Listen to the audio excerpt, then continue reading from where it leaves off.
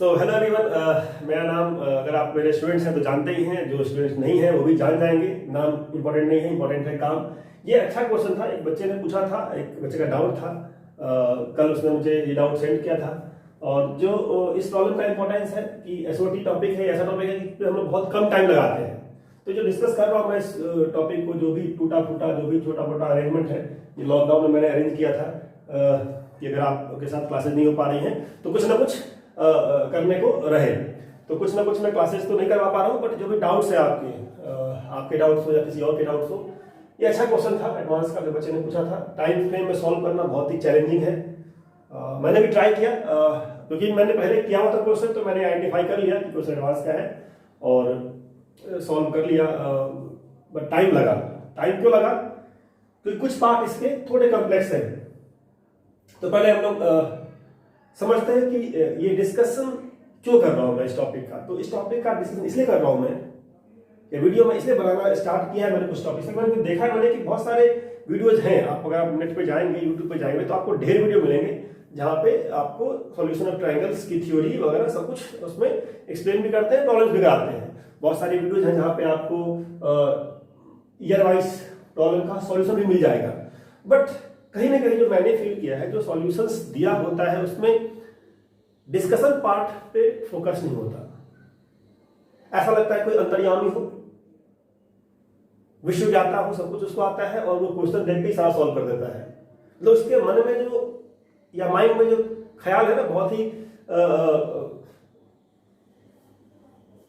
अजीब से होते हैं, या कह सकते हैं कि अब सब कुछ वो जान रहे होते हैं।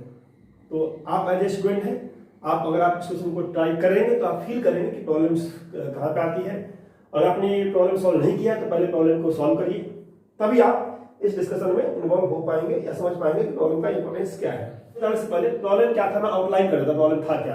तो प्रॉब्लम ये था कि एक ट्रायंगल गिवन था PQR, जो राइट ट्रायंगल नहीं था, not a right angle triangle. ठीक है, पहली बात ये थी। सेकंड पॉइंट, आपको तीन साइड में से दो साइड दिया था, P और Q। ये R क्या है? ये R है circumradius, this is not length of the side.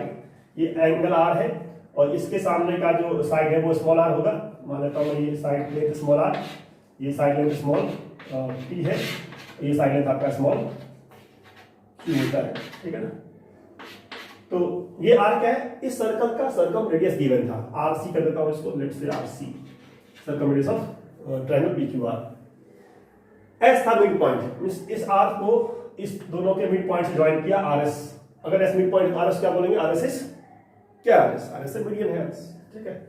और P क्या था? परपेंडिकुलर था, P था परपेंडिकुलर QR, P एंगल 90 का। ये इस प्रॉब्लम में गिवन पार्ट था, ये आउटलाइन कर दिया मैंने।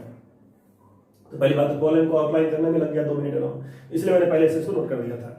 क्या फाइंड करना है आपको? फाइंड करना है OE। OE क्या है देखिए जरा, OE। ये OE क्या है? ये कंप्लीट लेंथ नहीं है। अगर कंप्लीट लेंथ होता फिर तो आप इजीली निकाल लेते। अगर कंप्लीट लेंथ होता तो निकालना मुश्किल नहीं था। क्या निकालना? सिर्फ आपको OE निकालना है। ठीक है। RS निकालना। RS क्या है? RS length of median. और फिर आप सोचेंगे सर लेंथ ऑफ मीडियन का फॉर्मूला याद ही नहीं है। वो आपको क्या, मुझे भी याद नहीं है। ठीक है। तो ये जो लेंथ ऑफ मीडियन का फॉर्मूला है वो याद रखना इतना आसान नहीं होता है। ठीक है, मुश्किल होता है याद रखना। अब आ रही है एरिया ऑफ ट्रायंगल OSE की। अब OSE कैसा ट्रायंगल है? OSE। OSE अपने आप में खतरनाक ट्रायंगल है। ना तो राइट एंगल है, ना मुझे साइड का कुछ नॉलेज है इधर। ना तो राइट एंगल ट्रायंगल है ये, और ना तो साइड से कुछ पता है मुझे। ना तो ये साइड पता है, ना ये साइड पता है, ना ये साइड पता है। ठीक है। हाँ, अगर मैं OE निकाल लूंगा तो कहानी आगे बढ़ जाएगी। तो फाइनली स्टार्ट होता कहानी कहां से? OE से। तो OE निकाल लेंगे तो बात इस ट्रायंगल की भी बन जाएगी। ठीक है। अच्छा, कुछ भी करने से पहले अगर आप एसओटी पढ़ते हैं तो इसकी थ्योरी क्या है ये आपको पता होनी चाहिए। फंडामेंटल थ्योरी कहता है कि इन दिस चैप्टर हमें 3 साइड या 3 एंगल दिया होता है, अदर 3 फाइंड करना होता है। क्या थ्योरी? तो ये कोर चीजें हैं। अगर आपको कोर फंडामेंटल्स आपको पता है तो पेन लिया बटन मार देंगे ऑन द स्पॉट। तो इसका मतलब क्या होता है कि 3 साइड 3 एंगल, 6 एलिमेंट्स होते हैं ट्रायंगल के, कोई 3 दिया रहेगा, बाकी 3 निकालना होगा। अब अगर मैं देखूं इसके अंदर तो मुझे क्या गिवन है? साइड्स गिवन है, ये गिवन है, ये गिवन है, और थर्ड साइड निकालना है मुझे। एंगल गिवन है कोई? क्या है? कोई भी एंगल PQR में से नहीं गिवन है। गिवन क्या है? गिवन है RC। अब कोई ऐसा फॉर्मूला होता है इसमें R आता हो, जिसमें एंगल आता हो, इसमें साइड आता हो, तो एक ही फॉर्मूला को हो जाएगा। इसमें R भी आता हो सर्कम रेडियस, एंगल भी आता हो और साइड भी आता हो। तो अगर मैं लिखूं इस फॉर्मूले को तो कहते हैं साइन लॉ, ये पी है एंगल, इसके सामने का साइड क्या है, स्मॉल पी है, small P by sine P equal to small Q by sine P equal to small R by sine R, और ये हो गया आपका 2r। ये आर सी मतलब क्या, रेडियस ऑफ सर्कम। ये एक ही फॉर्मूला है जिसमें ये सारी बातें आती हैं। तो मैं इन डाटा को इसमें अगर पुट कर दूं तो कुछ ना कुछ तो मिल जाएगा। तो ये आपको अप्रोच अप्लाई करना था, जहां पे ई गिवन क्या था, √3 था, ये पार्ट √3 है, √3 है, यहाँ पुट करता हूं √3 पुट कर दीजिए। और क्यू क्या है, क्यू है हमारा ये 2 था 1, ये था 1 small Q, not capital Q, small Q, length of the side, ठीक है, ये हो गया 1। आर में फाइंड करना है, आर सी गिवन कितना था, ये आर सी गिवन कितना है 1। अगर मैं इन दोनों को इक्वेट कर दूं, इन दोनों को आप कर लेंगे आसानी से, 2 यहाँ पे है, यहाँ पे √3 है, 2 नीचे आएगा, साइन पी यहाँ जाएगा। तो इन दोनों से आई कैन से कि साइन पी कितना होगा, साइन पी और √3 बाई 2, ये कितना हो गया, ये हो गया पाई बाई, एक ऑप्शन पाई बाई 3 बनता है। इन दोनों से अगर देखो मैं, इन दोनों से देखिए, साइन क्यू कितना आ जाएगा 1/2, तो क्यू कितना हो गया पाई बाई 6। अब एक स्टेप पॉइंट यहाँ पे था, आईटी के क्वेश्चन में कुछ भी जो दिया होता है वो ऐसे फालतू बकवास नहीं दिया होता है, हर एक पॉइंट का कुछ ना कुछ रोल होता है। जैसे ये जो लाइन है, आप लोग के मन में जो ख्याल आते हैं ना, ऐसी ख्यालें नहीं आती हैं, क्योंकि आपके मन में बहुत सारी ख्यालें होती है, तो उन बहुत सारे ख्यालों को आपको हटाना पड़ेगा। जो आईटी की प्रॉब्लम से आप करेंगे तो आपको इन बातों का इंपॉर्टेंस समझ में आ जाएगा धीरे धीरे। ये जो लाइन लिखा था ना, नॉट राइट एंगल ट्रायंगल, ये भी एक कंसेप्ट है। तो जब हम लोग क्वेश्चन को पढ़ते हैं तो एक टीचर हम लोग कहीं ना इन पॉइंट्स जरूर नोट कर लेते हैं या समझ जाते हैं कि क्या मतलब है इसका, और इन पार्ट को कहीं ना कहीं आप मिस करते हैं। इस पार्ट का मतलब है कि कहीं ना कहीं एक कंडीशन आएगी जहां पे मुझे ये हेल्प करेगा एंगल फाइंड आउट करने में। अब देखिए यहाँ पे मेरे पास एंगल क्या आया 60, ये क्या आया 30, 60 30 कितना 90। तो अगर दो का सब 90 हो गया, थर्ड क्या होगा, थर्ड होगा हमारा, थर्ड हो जाएगा 90। और क्या बोला राइट एंगल नहीं है। तो पहला स्टेप पॉइंट ये था। अब अगर ये पाई बाई 3 हो सकता है तो पाई माइनस पाई बाई 3 भी हो सकता है, साइन थीटा इसे मैं sine pi minus theta, so it is 2 pi by 3, तो ये 2 पाई बाई 3 हो गया।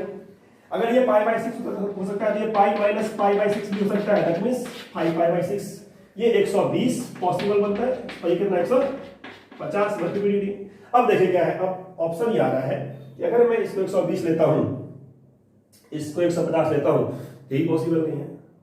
क्यों, समझ आएगा कितना 150 120 ऐसे 200 से क्रॉस कर गया, ठीक है।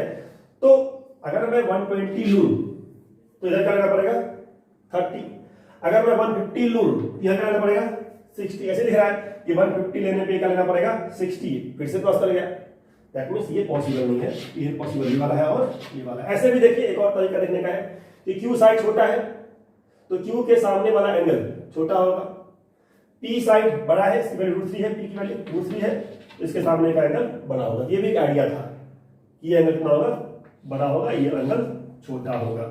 सो क्यू कितना हो गया पाई बाई 6 30 डिग्री, ये कितना हो गया 2 पाई बाई 3 120 डिग्री, ये कितना हो गया 120 और 30 150, so this is also 30 degree. अब इसके बाद आप ये आर लेंथ आसानी से फाइंड कर सकते हैं, कितना होगा आर, पुट कर दीजिए यहाँ पे R, so R by sine R. अच्छा जोड़ क्या करने की, 30 यहाँ पे 30 यहाँ पे 30 यहाँ पे 30 यहाँ पे, तो ये 1 है, ये भी कितना हो गया आर भी मेरा 1 हो गया। ये पार्ट आपका हो गया कि आपने साइड फाइंड कर लिया, आपने एंगल फाइंड कर लिया, अब ये प्रॉब्लम खत्म हो गया। अगर आपने साइड फाइंड कर लिया, आपने एंगल फाइंड कर लिया, तो अब आपको बहुत ज्यादा परेशानी नहीं होनी चाहिए थी। एक्चुअली आजकल क्या है ना, बच्चे यूट्यूब पे पढ़ने लग गए हैं, ये बड़ी बात है, बहुत मुश्किल है यूट्यूब पढ़ाई करना।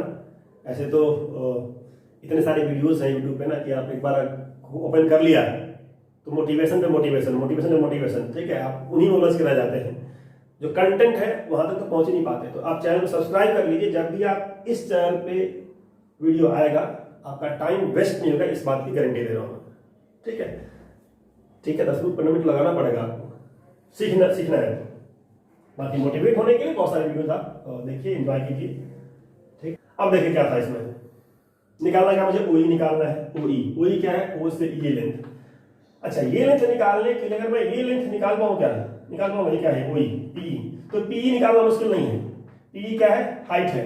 हाइट निकालने का तरीका बहुत सारा है। Either I can use 1/2 base into height area of triangle, क्योंकि मुझे एरिया ट्रायंगल पता है, एरिया ऑफ ट्रायंगल पता है ना, यहाँ से निकालूंगा मैं, ये क्यों है, ये √3 है। तो तरीके बहुत सारे हैं, बट और भी तरीके बता रहा हूँ मैं। एक और आसान तरीका है निकालने का। क्या, अगर मैं देखूँ 30 है, 30 है, अगर आपने 9th 10th में ज्योमेट्री पार्ट सही से किया है ना, तो आपको ये सब ख्याल आएंगे। और अगर आपने 9th 10th में ज्योमेट्री पार्ट सही से नहीं किया तो आपको ख्याल नहीं आएंगे ऐसी बातें, ठीक है। तो वो बातें कहीं ना कहीं मैं अप्लाई कर रहा हूँ 9th 10th वाला। देखिए ये 1 है, ये 1 है, दैट मींस दोनों लेंथ इक्वल है। ट्रायंगल क्या हुआ, आइसोसेलेस में।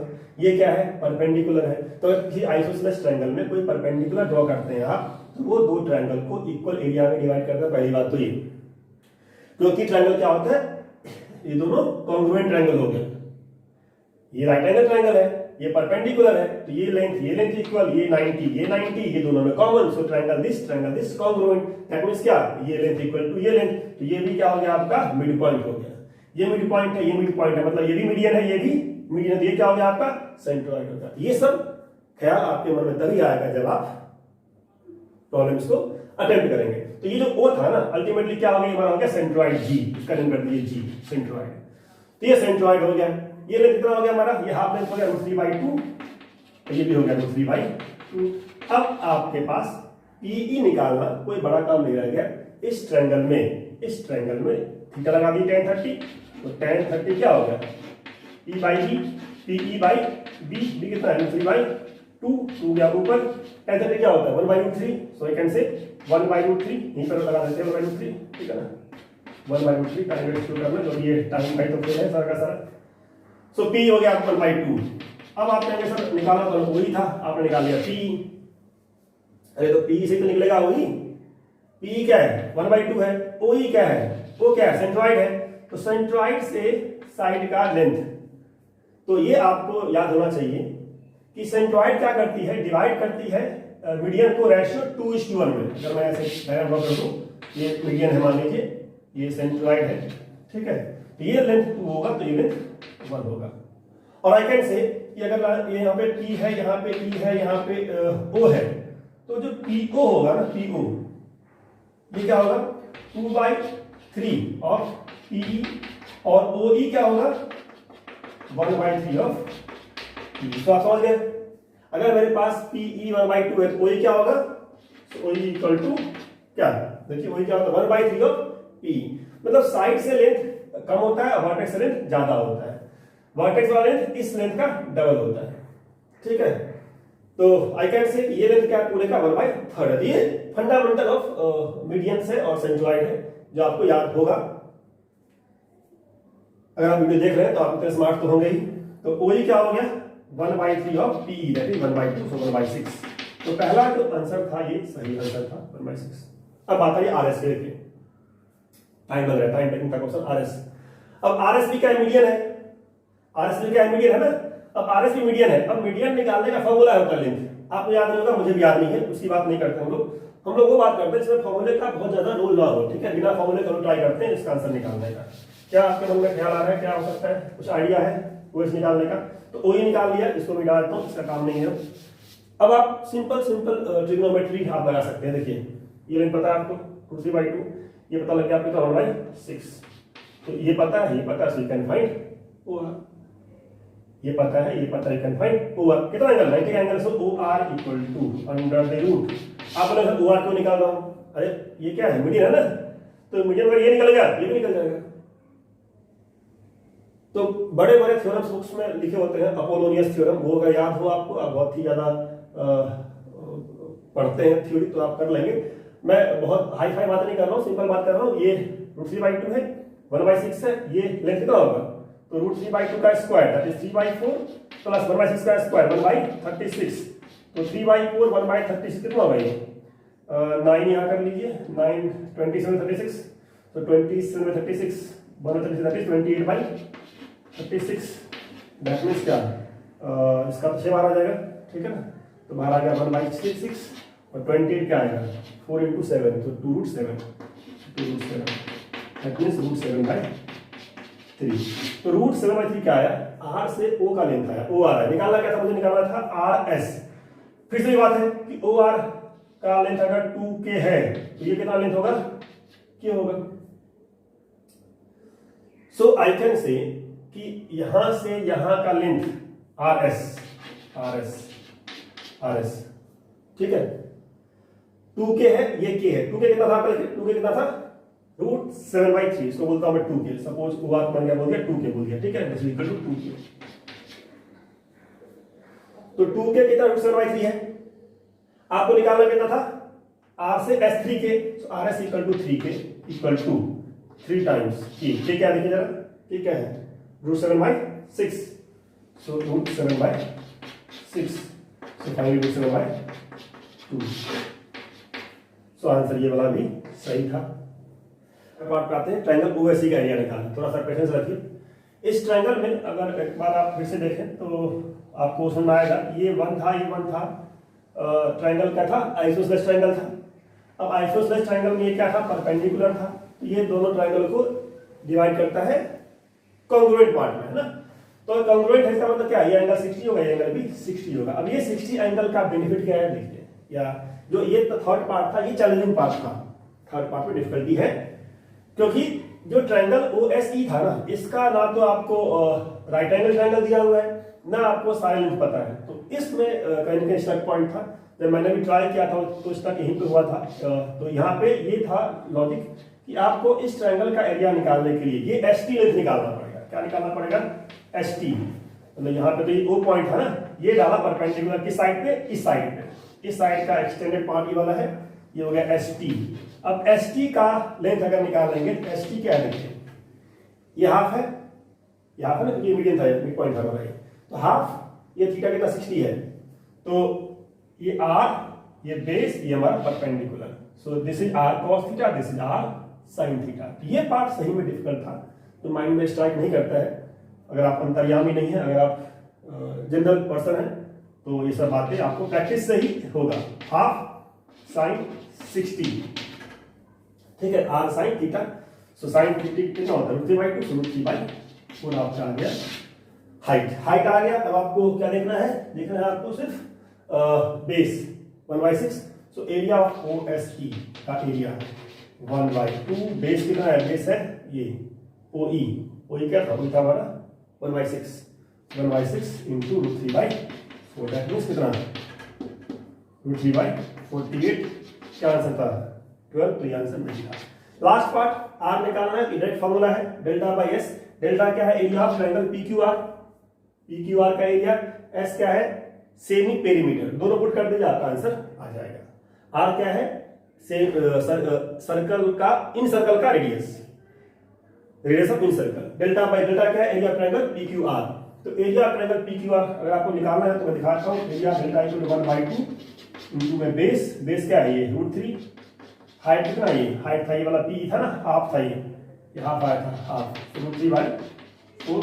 एस क्या है आपका, एस है a + a + c/2, 1 + 1 + √3, सो 2 + √3/2, दोनों वैल्यू यहाँ पुट करिए, पुट करने पे क्या आएगा देखिए, डेल्टा ये है, एस ये डिवाइड कर दिया इसके अंदर, तो इसके अंदर इसे डिवाइड करने पे 2 + √3/2 से डिवाइड किया तो क्या आएगा,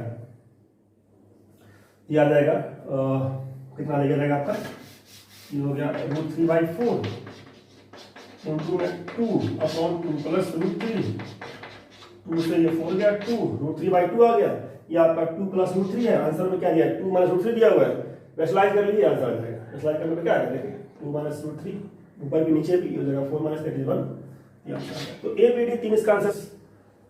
यूट्यूब पे जाके पढ़ना, ऐसे क्वेश्चन देखना, 20 मिनट लगाना, तो बहुत ही डिफिकल्ट सा काम है, मुझे पता है आपके बस की बात नहीं है, बट अगर आप बहुत ज्यादा मोटिवेटेड हैं, आपने मोटिवेशनल वीडियो बहुत ज्यादा देखा हुआ है, तो आप 10 मिनट 15 मिनट 20 मिनट लगा सकते हैं ऐसे वीडियोज पे, जब भी पढ़ने के मूड में आए। बाकी यूट्यूब पे तो बहुत सारे वीडियोज हैं, चैप्टर वाइज, टॉपिक वाइज पढ़ा हुआ है, कमी नहीं है। Thank you for watching till and, thank you very much.